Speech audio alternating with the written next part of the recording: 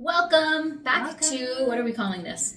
30-minute chats. 30-minute chats with your favorite pelvic floor physiotherapists, Katie and Eryn. So guess what? March is Endometriosis Awareness Month. And we've done content about endometriosis before, but we wanted to do a little bit more of a deeper dive because, our videos in the past have been 1 minute, 5 minute videos, and we wanted to have like a really good, thorough discussion about our roles as pelvic floor physiotherapists in working with our clients that have endometriosis. And so that's what today is all about. Also, Eryn just took a course on endometriosis by Jill Mueller. Yeah, Shout out to Jill Mueller. Shout out to Jill Mueller. And if any other physios or rehab professionals are thinking about increasing their knowledge, I would highly recommend that course. Good course. And so we've been chatting about it because we were obviously discussing Eryn's experience with the course. And I am a huge fan of Jane Chalmers, who is a researcher and genius. And so I am constantly... True story. She's a genius. Shout out to Jane.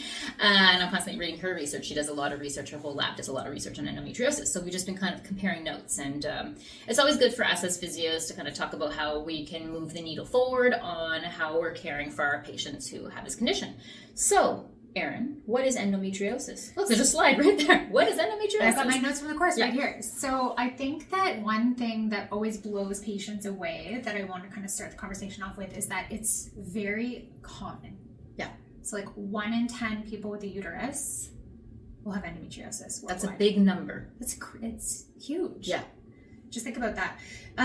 So Katie, why don't you kind of talk about why do people sometimes not know that? Do not know that it's so common, yeah. You mean? Yeah. I think that, unfortunately, there's been a long history of, and we have this well documented in research, that females' pain is not acknowledged maybe to the degree of our male counterparts. Mm-hmm. And so historically, endometriosis is a condition that symptoms involve things like having very painful periods, heavy bleeding, irregular menstrual cycles, pain with defecation, pain with urination, all kind of that starts cyclically in nature. And I think that's been a little bit like, that's part of being a woman. That's just your menstrual cycle. And when it's pain that you can't see like that, it's such a subjective amount of pain, it's very difficult. Like when you've got a broken bone, that's obviously broken. When you've got endometriosis in the past, there was no real way to easily determine if someone had endometriosis, right? Short of going internally and doing a surgery, how did we check? Yeah, and I was going to say, it still continues to be very difficult to get diagnosed unless, to Katie's point, you've had more of an internal exploration, which not always, depending on your symptoms, that also is risk. There's risk involved with that too. Right. So we don't often go there first, or the physicians don't often go there first when they're looking to diagnose. Right, and we're not advocating that everyone should have a surgical diagnosis, but we're kind of highlighting some of the reasons as to why this is difficult. But I do think there has been historically a certain amount of gaslighting, and for sure, the medical field has historically been a male-dominated industry, and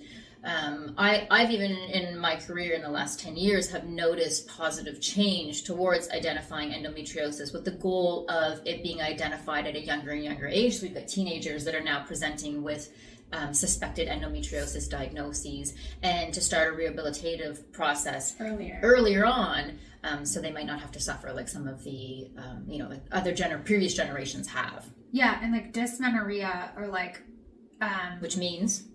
Well, dysmenorrhea can mean irregular periods, right? So, but also painful periods.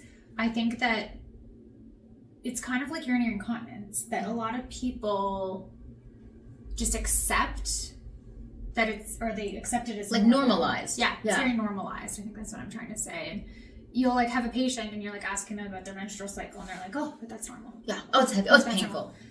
Yeah, I have to miss school. Yeah, I have to miss work. Okay, so maybe we should talk about what is endometriosis?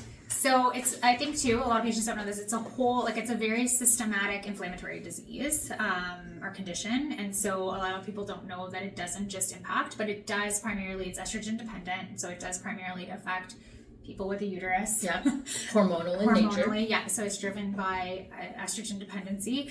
And it's usually diagnosed and or symptoms are caused by endometrial-like tissue that's found outside of the uterus. And what's endometrial tissue? So the lining of your uterus is made up of a tissue, and so when that tissue is changed or found in locations outside of the uterus, it obviously can get activated by changes in hormones, which are cyclical during a month, and we can get pain and or activation of that tissue that creates symptoms. Right.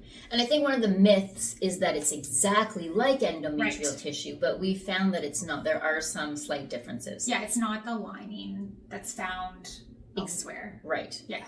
And then how you would present, again, classically, it's painful periods. And when we say painful periods, we mean painful periods that, like, you're missing school, you're missing work. You can't exercise. Over-the-counter medications don't put a dent in it. Spilling coffee, we spill a lot of coffee. But it can also be things like a classic hallmark would be like if the pain starts actually before the bleeding starts, right? Mm-hmm. So if you get pain 2 or 3 days before your period, or pain with bowel movement. You mentioned a lot of them already. Yeah. So just so that people have like a good idea of what they should be looking for, because you might be experiencing some of these symptoms and maybe they haven't been acknowledged, right? GI symptoms like bloating. Patients will talk about having an endometriosis belly. Endobelly. Yeah. And so like a lot of bloating, like IBS-esque symptoms, IBS-ish symptoms. So like Katie was mentioning, like a lot of pain associated with like bowel movements, changes in like your GI function around that time, bladder pain. So like with bladder filling, bladder emptying, trying to retain urine for a longer period than you maybe typically would. And pain with intercourse. Yes. So that can be pain at the vaginal opening where it feels difficult to insert something, or burning, ripping, tearing, like that type of issue. Or it can feel deeper, like up by where your cervix would be with deeper penetration. Or sometimes it's pain that will happen after intercourse as well. And so those are kind of the big classic ones that we see when our patients come in for assessment, basically. And so then pelvic floor. So like where does the pelvic floor muscles come into this is I think where there's also some miseducation. Right. And so we're starting to know more now through research that there is obviously crosstalk. So if your, bladder is irritated or your uterus is irritated or your rectum's irritated, that can impact the pelvic floor muscles just by virtue of like they are all communicating through the same nervous system network. And so if one area is irritated, other areas can be irritated as well. Even regardless of them having pathology. So there might not actually be pathological injury to the neighboring organs, but because the nerves are so connectively intertwined, you'll see these other symptoms that start to crop up in other organs. Yeah. Even though they might not be the original area that was affected, right? Yeah. And then we do know that people who are in pain will often contract their pelvic floor muscles, which is like pelvic floor muscles are stress response muscles, similar to your jaw, similar to your shoulders. And if you're in a lot of abdominal pelvic pain and you kind of are into like this protective reflex position all the time, you'll see this tight pelvic floor muscle, which in and of itself can cause its own symptoms, right? And they're trying to take care of you. And it's just like, it's a chronic condition, and so that's cyclically happening, and those pelvic floor muscles are trying to protect you every time you're in abdominal discomfort or pelvic discomfort. And then that can go on to contribute to these other things that we see. So that's where we play a big role, is addressing the pelvic floor and how it can help with some of the symptoms that patients are experiencing.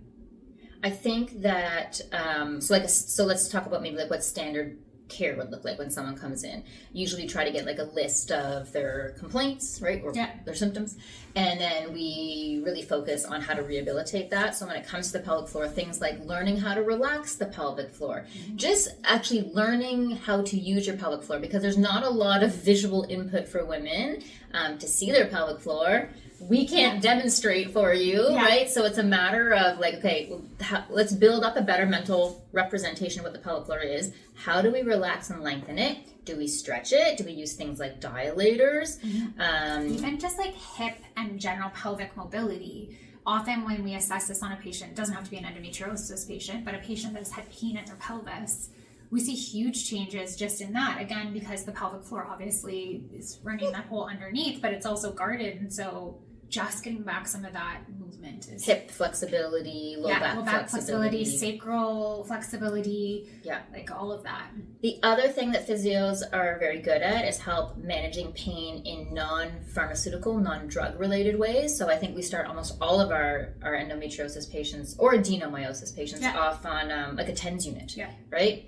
And so, do you want to explain TENS unit? Yeah, so TENS, like a lot of people have known it maybe for shoulder pain or low back pain, but we can use it very effectively as a drug-free option for menstrual pain. And so if you know that you typically get pain like 3 days before bleeding starts, I actually advocate for patients that if they know that, I even get them to get ahead of it.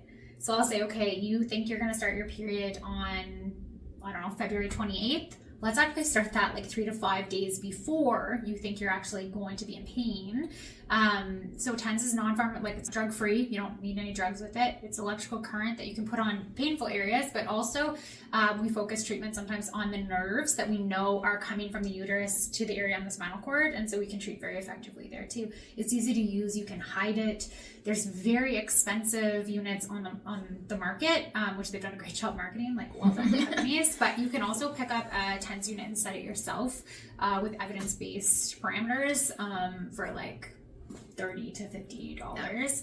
And a lot of times people, if you have private insurance, if you're fortunate enough, they will cover the cost of a TENS unit for you, which is nice. Yeah, it's something that I think too, like it's super useful for teenagers, I find, who are missing school. So we get a lot of moms that will be bringing their daughters in for treatment, right? Because they don't, like, we don't want them missing school, we don't want them missing out on activities. But I usually tell my patients, like, always have your TENS unit with you, right? And you can reach for it. Eryn's made a really good point too, in that we don't like to chase pain. When you've got chronic pain and it gets out of control, it's harder to get people back down into control. So if you can do something to prevent that flare up from happening, it's really good at building self-efficacy, or one's like ability to help manage their own condition, and it just helps to keep the nerves in that area a little bit more calm. And I think I would like to talk about, because I think what was really interesting on Eryn's course, she was telling me how they are trying to almost, we call it phenotyping in science. So it's like, if you have a flower and it comes in 5 different colors, those are 5 different phenotypes of the same thing. So they're trying to phenotype endometriosis into these categories of certain clusters of presentations, because you probably have heard, if you have endometriosis, some things work for some patients and some things don't help them at all. And so that might be because there's these different subcategories. So do you want to talk about that a little bit? So I think it's really interesting. So they're starting to see that different people's pain is impacted by different things, which is very interesting. So one of them is, again, we see this in any type of pain patients, but that their brain and their nervous system, which conducts the pain signaling, has changed. And so that's not surprising. We see that after people have osteoarthritis in their knee.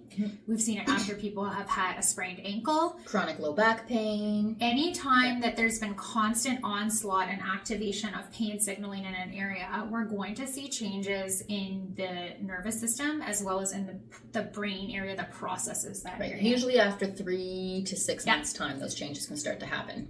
And you were talking about that already too. We also see like proprioceptive changes. Yes. I don't want to get off track because we're talking about this one type, but that one type that has what people would label as it's not nociceptive pain, so non-nociceptive pain, and so making sure that we're treating the whole person, right? That we're not just locally. Sometimes there's local treatment to be done for sure, but lots of times those patients have done those things, right? And they're still struggling with their pain, and so making sure that we're looking at other factors that contribute to more of a top-down approach, right? So, and just to be very clear, this means that maybe the endometriosis disease itself has not progressed. However, because of how your nervous system, let's call it like your pain and danger signaling system is running, you might get an augmented symptom. So you might feel more symptomatic. And I think everyone can think of that, even like if you have any sort of pain and you don't get very good sleep, or you're very stressed out, that like your ability to sense pain might shift, right? So if I'm really cranky and I have a headache, my headache is going to feel really worse when my stress levels are elevated. I didn't get a good night's sleep, right? And so it's that kind of grain of thought that we're seeing applied to endometriosis right now. And I think we often, you already said this too, because it's a condition and an activation of tissue that's not easily visible. A lot of times I think people forget that system exists. And so we are really good at training and treating locally, so what we can see and like where we perceive symptoms to be coming from, but we're not very good at training those other systems that we know are operating. So I think like a good part of a treatment plan is you should also be considering those factors. Yeah. So what would that maybe look like? So I talk a lot to patients, and it's funny because this is the next phenotype I was going to mention, is that like they know now that patients that have chronic cyclical pain, if they know it's coming, they've almost conditioned themselves. So like people have heard of Pavlov's dogs. So like you ring a bell and the dog starts to salivate because you've been giving them treats every time you ring the bell, right? So you've gotten almost into a routine because you've had to manage this for so long that like, you know, it's coming. Therefore you have a routine that almost like conditions you to feel pain. Yeah. Yeah. Which is really interesting. So really looking at that like lead up routine in patients that have menstrual pain. Are there certain things that you're consistently doing and certain things you're not consistently doing? Like, do you purposely avoid social engagements, which is common, but starting to like see, is there like a routine that's constant that could be contributing to that response that we see? And we're not saying that this is in your head. We're just saying that when you've lived with pain this long, it's like, you know, the pain's coming. Yeah. So like, what is your is your routine to prepare for that improving things or making worsening things? Yeah. And so that whole person approach, so talking to them about like, and this is going to be different for everybody. So this is where it's hard, right? It's like, is your social cup only this big usually, but then when you're in pain, like, are there things you need to be looking at that can like help you not get into that overwhelmed state where your headaches are worse, where your pain is worse, where someone comes in the laundry room and my nervous system can't take it because I'm so jumpy. Don't sneak up on Eryn, she'll punch you in the face. But like developing a toolkit individually for each patient based on their needs. And one of the things that we do see happen, unfortunately, with endometriosis is when it's not controlled very well, it can develop into chronic non-cyclical pain, which means it's not just at your time of bleeding anymore. It's happening happening chronically, right? Or like then easily flared up by day-to-day things you used to be able to do that didn't elicit pain are now eliciting pain, now causing so those ones, and then there's obviously like a combo. So patients that have like more local factors, so like local tissue factors for sure, and then we mentioned the one with like more of a top-down approach, so like brain, nervous system, how are they operating in regards to pain. The other one, which Katie, you can speak about because you have an amazing resource for patients that present like this, is that like motor sensory dysregulation. Do you want to explain that a little bit? So motors, it ties into like having that nervous system that's not communicating like the input of your experiences as well. But like motor autonomic would be, you see, so I'll explain it in the hand because the hand's a little bit easier. So sometimes if someone has broken their hand, they put a cast on their hand and then they take the cast off. During that time that it was healing, these really weird things happening. That they start having more sweatiness in their hand. They start actually growing different types of like arm hair, hand hair. When we ask them to draw how their hand feels, they draw like a really exaggerated shape. And so those are very, like, this is something classically that physiotherapists are trained to deal with. We know that this is a condition that happens in the periphery, like in the hands, in the feet, in the back. We suspect it's also happening in the pelvis, but that's harder for us to see, harder for us to visualize. So it's these really interesting type of like organ system changes that we will see happen after a period of time of being in pain. And some of the people will describe like feeling that they're not connected to their pelvis or their pelvis. Like they feel like one side is off, they feel like one area is really, really swollen. And this is regardless of medical testing to prove otherwise, right? And so sometimes when it gets to be significant enough, just looking at pictures of a vulva, of a uterus, like having pelvis, like somebody's like pelvis walking down the menstrual aisle at the superstore, right, or at the pharmacy, will actually elicit symptoms to start. And so for that type of patient, sometimes we actually have to start with visual input in a very calm way to try to balance out that nervous system again. It's like me with spiders. Like, I'm terrified of spiders, right? Just looking at pictures of spiders, I can feel physical changes happening in my body, and the same can be said for anything that would give someone discomfort over a long period of time. And so we have a collection of voluntary models. We're very happy to have them that allowed us to take pictures of their vulvas. And so sometimes that's where we start with someone. But sometimes I'm just getting them to actually like go through a magazine and circle out the pelvis to try to normalize like pelvis in their brain, right? And I always think it's very interesting if patients have components of this, like you can almost get them to check it out themselves. Yeah. So like I'll say like just close your eyes and like I want you to like picture, or keep your eyes open, like whatever's comfortable, but start to like picture that area and just kind of like compare left side to right side. Like think about your landmarks. Like, do you feel like your right hip bone is in the same place as your left hip bone? And sometimes patients are like, I can't picture anything. Like I really can't. They draw a blank. Yeah. Or it's fuzzy, or like my left side feels totally different than my right side. I feel like my left leg is like turned out here and my right leg is straight. It's very interesting to see like what the patient even like comes up reports with on that. And then what I think is very interesting is like if you try to test like some closed eye, like, oh, am I on your left side, am I on your right side? This can be done externally or internally.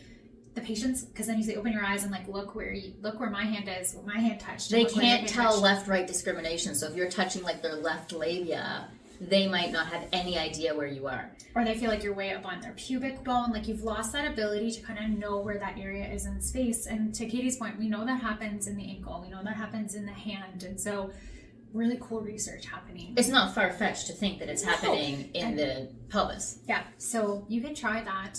Message us if you want us to send you like a little body scan, and you can try it out yourself. Yeah. And kind of see. I find even in some areas where I've had some chronic issues myself, like it's very interesting to just do that on yourself and see kind of like what you visualize and like what that feels like. And yeah. We're talking about very higher level stuff here, but yes. Luckily enough, we're starting to see the research in endometriosis push forward to actually start tackling some of these things. These are things that have been discussed in low back rehabilitation for the last 20 years. Yeah. And no one's ever really brought this to light kind of until very recently, and thank you to the researchers that have done that. Yeah. But until very recently, when it comes to, you know, like genitalia related pain, right? Because like we've done, like we know this about the knee, like osteoarthritis of the knee. So like I'll give a good example. Like a patient, obviously on MRI or X-ray, will have a lot of radiological findings.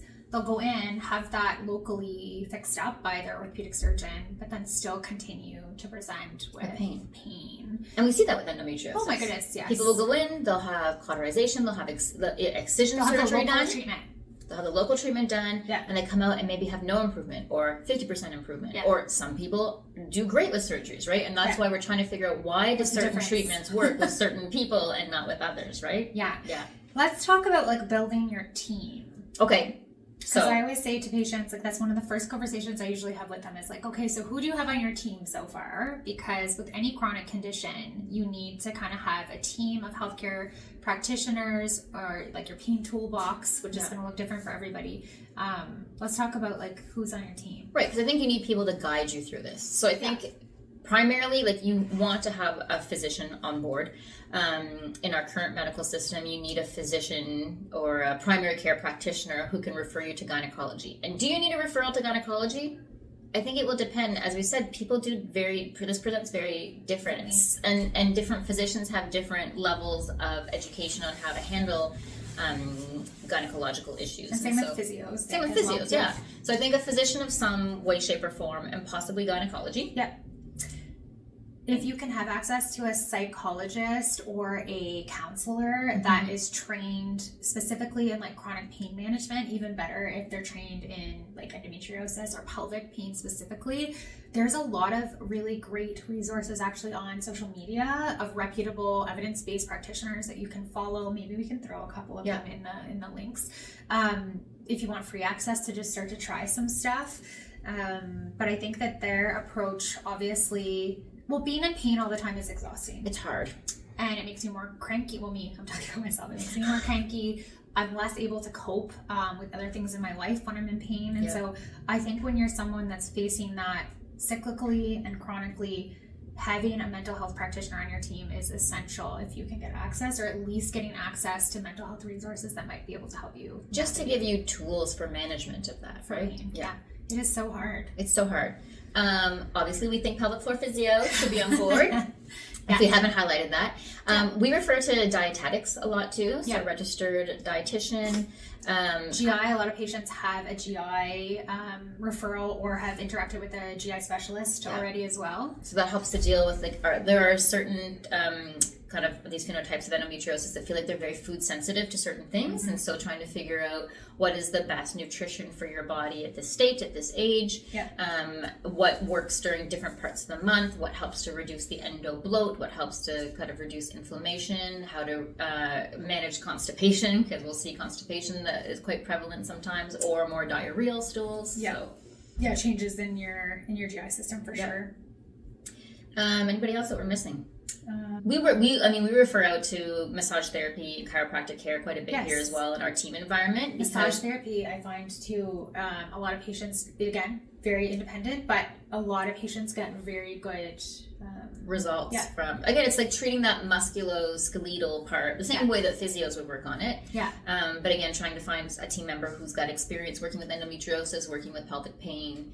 And then sometimes exercise specialists. So we will often, I can help develop a program, but then ideally patients get good enough that they can move off to a personal trainer or a kinesiologist who has experience with women's health and can support them from, more of a day-to-day or week-to-week kind of aspect.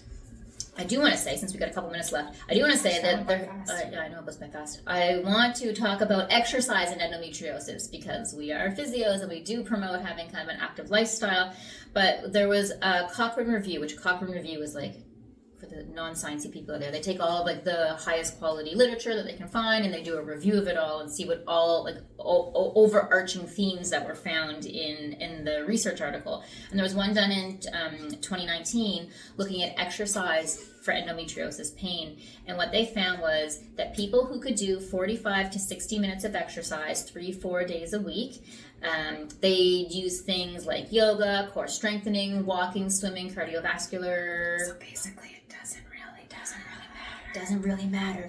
But what they found was a 25% reduction in pain for people who could continue on with that exercise program. And it was regardless of intensity.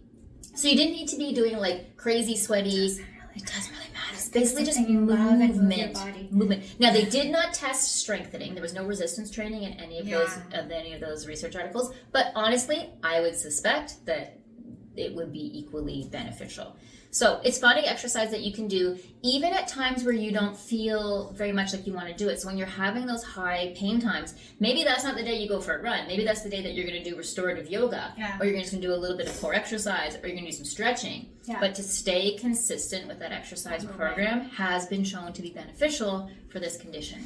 And despite what social media tells you, there actually hasn't been a lot of research yet because I'm on social media, believe it or not, but about people trying to alter their exercise intensity based on where they're at in their menstrual cycle. Oh, like the exercise cycling. Yes. Because I've been diving into this because I see a lot of popular claims on social media.